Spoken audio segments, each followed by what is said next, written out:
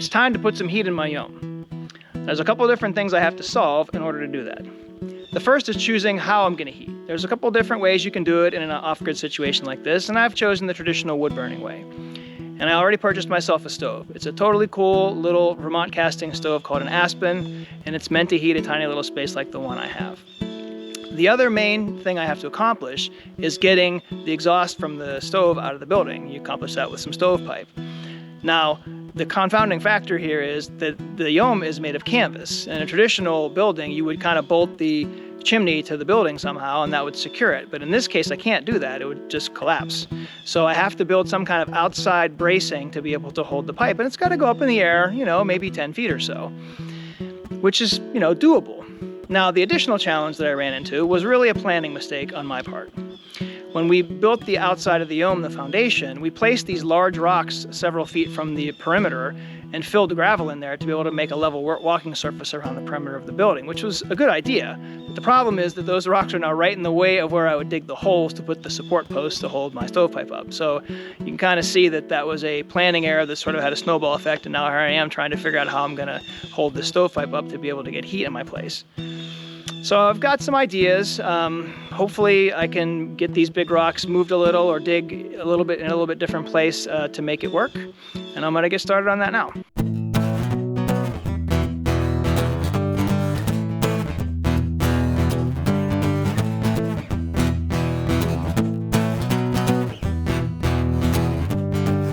My test dig, plus some measurements and thinking, now have me pretty confident that I can install the bracing for this stovepipe without having to move any of those big rocks I was talking about earlier, which is a huge relief. So here's the plan. I'm gonna dig an oval hole about 5 feet deep, and then I'm gonna put 2 fence posts in that hole and fill it with cement, and then I will run the stovepipe up in between those 2 posts. If my experience with digging the well is any indication, today's gonna be a long day, full of running into tree roots and rocks. So wish me luck, cross your fingers, and here we go.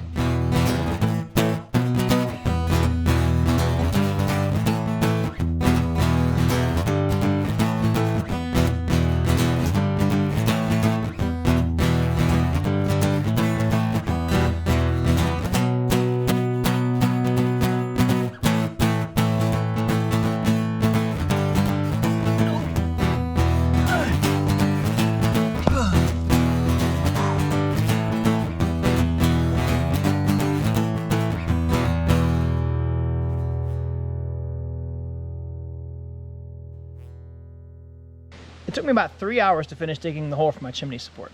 And I think it came out pretty nice, but there's one potential problem. Check this out. There's this really big rock nearby, which I thought kind of ended where these other rocks were, but it goes clear through into my hole. It sticks out. It's just enormous. Look at the size of that thing. So I'm hoping the posts will still fit in there. I think they will. And if it does, it'll actually work out pretty well, because when I pour the cement, that rock will act like a big additional footing. So fingers crossed that that's gonna work out okay. And if it does, next up, I'll be building some framing and pouring the cement.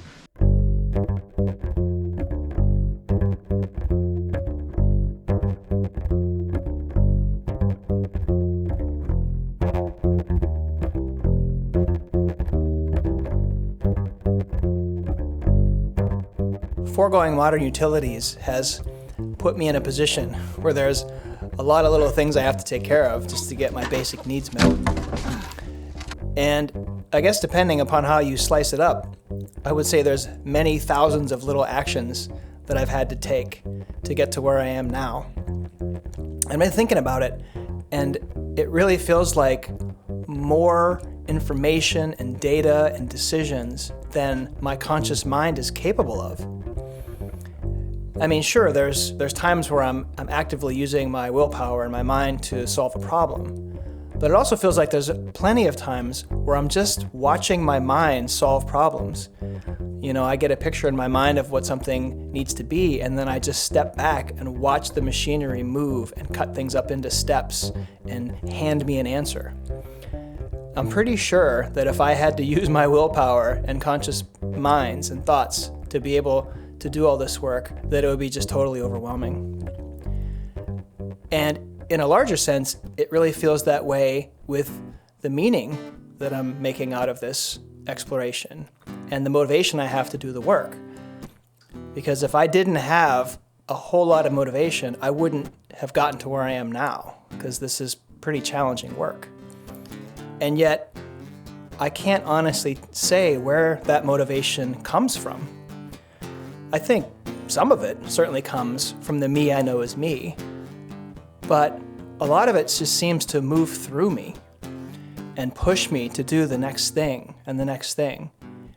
And without that mystical force, I also feel pretty confident that I wouldn't have gotten as far along as I did. For that, I feel grateful.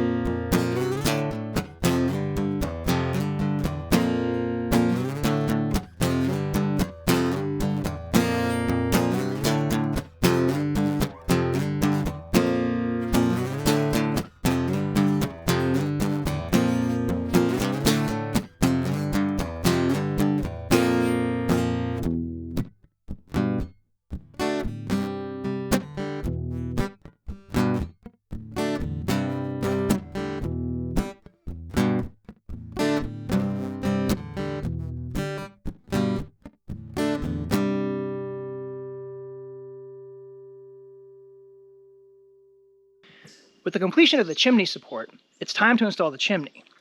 Now I have to tell you, I'm pretty nervous about this part. That chimney support is a good 12 feet off the ground, and the chimney itself sticks another 4 or 5 feet above that, so it is way up there. And there's no real great way to get any kind of equipment in here to lift me up that high. Plus, the chimney pipe is heavy and pretty delicate. You can't really drop it or it'll damage it. So I don't really know how I'm going to pull this off. I've got some ideas, but I'm not really sure they're going to work. So fingers crossed, here we go.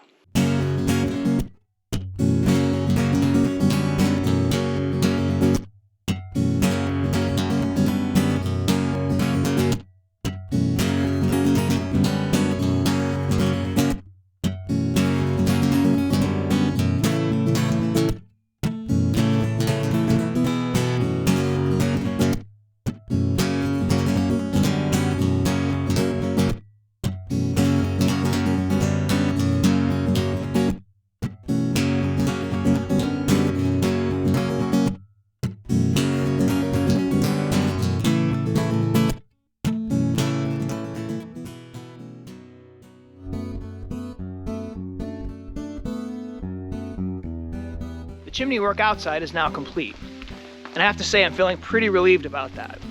It was a whole lot of work, way high up on a ladder, and it felt pretty dangerous. It was definitely the most dangerous thing I've done since I got here. But it also had this cool side effect. I had to pay such exquisite attention to every single thing I was doing that it really cleared my mind. I mean, I kept having this feeling like if I don't pay exact attention to what I'm doing here, I could seriously injure myself. And so my mind really didn't wander. It was just right there on the task that I was doing. I remember after I finished, I was driving back to town in my car and I just felt really peaceful. I think it was probably a combination of having been so present all day long, plus just the relief of the anxiety that I didn't hurt myself. But it was a really cool feeling to feel that peaceful after all that intense work. Now, the heating situation is not completely solved yet. This is the outside portion. I still need to do the inside portion, and I'll handle that in the next video.